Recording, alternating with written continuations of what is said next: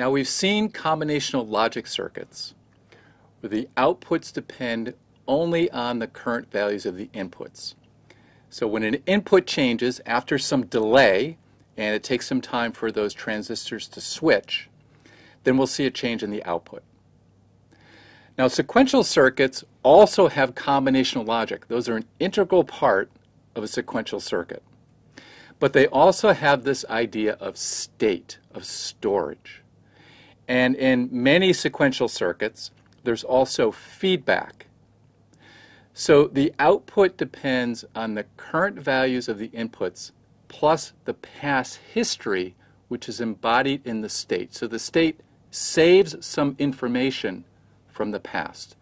And it saves that information using a periodic signal called the clock. Now what you'll notice is that as the combinational logic circuit advances, as the outputs change, the state also may change. That gets captured, and that feeds back in as an input to a combinational logic circuit. And that in turn may change the value of the next state as well as the outputs.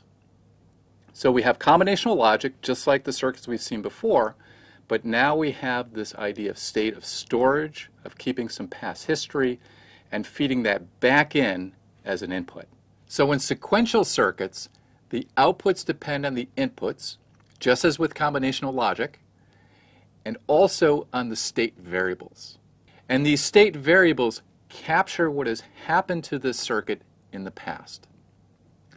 Now, storage elements are a key element of sequential circuits because they're used to hold the state variables. And we also have a key input called a clock. And a clock is a periodic signal which advances the circuit. Now let's talk about these storage elements. Computers need to save data for later use. In your smartphone, you have storage, and you have permanent storage, and you also have memories. And these memories store information such as data and instructions which are used by the processor.